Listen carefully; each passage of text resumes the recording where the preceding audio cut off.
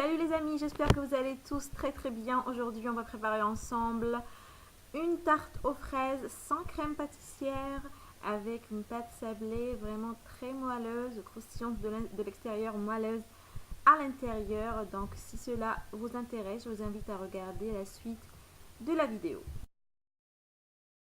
On va commencer avec la pâte sablée. Donc dans le bol du robot, vous mettez 2 jambes d'œufs, 3 si les jambes d'œufs sont petits. Et vous ajoutez ensuite 80 g de sucre et un sachet de sucre vanillé. Vous battez tout ça jusqu'à ce que le mélange blanchisse un peu. Vous pouvez bien évidemment utiliser un batteur électrique simple.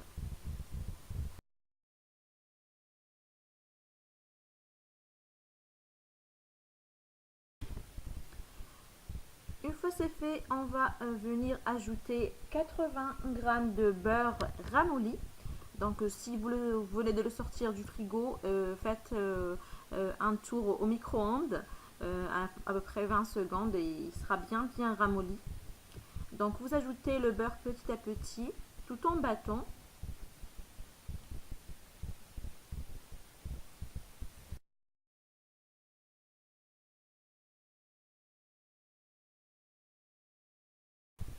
Vous trouverez bien sûr la liste des ingrédients, comme toujours dans la barre d'informations.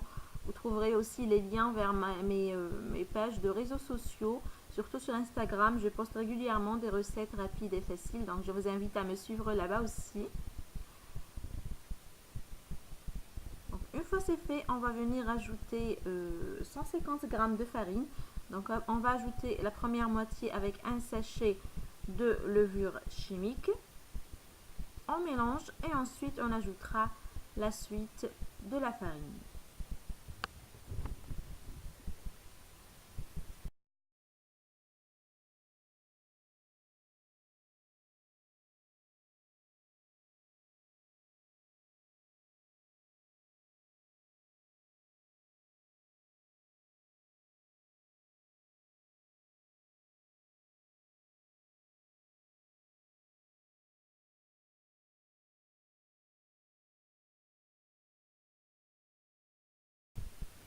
Donc comme vous voyez, la pâte ne doit pas être dure.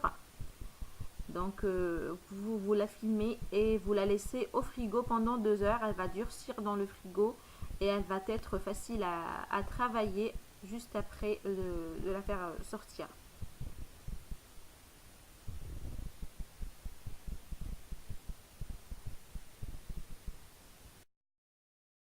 Entre-temps, on va préparer la crème. Donc elle est à base de mascarpone.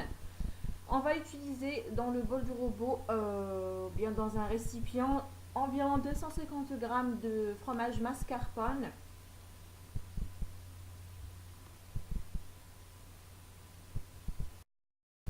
On ajoute ensuite 90 g de chocolat blanc que j'ai fait fondre au bain-marie ou bien au micro-ondes.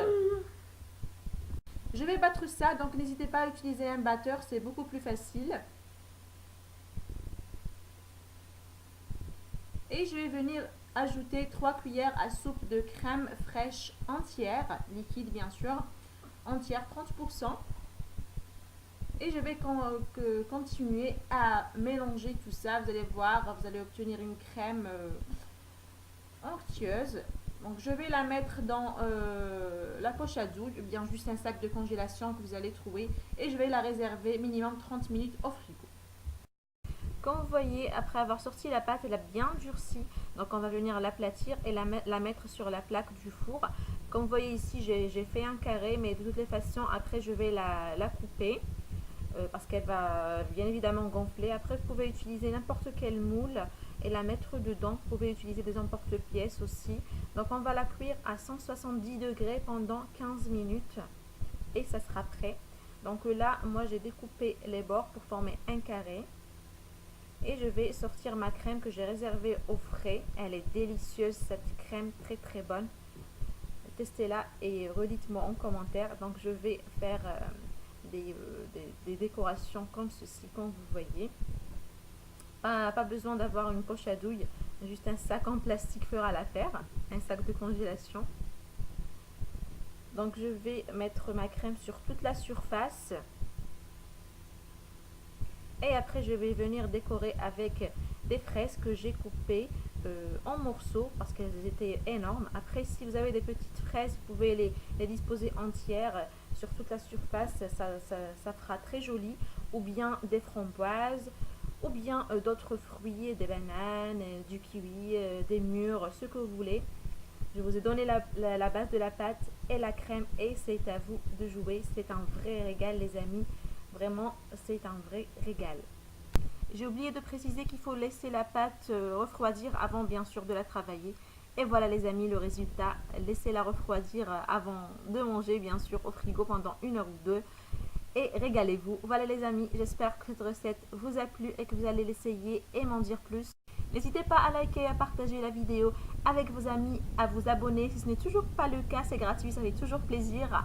Donc sur ce les amis, je vous laisse et je vous dis à la prochaine sur lovecooking.com. Au revoir.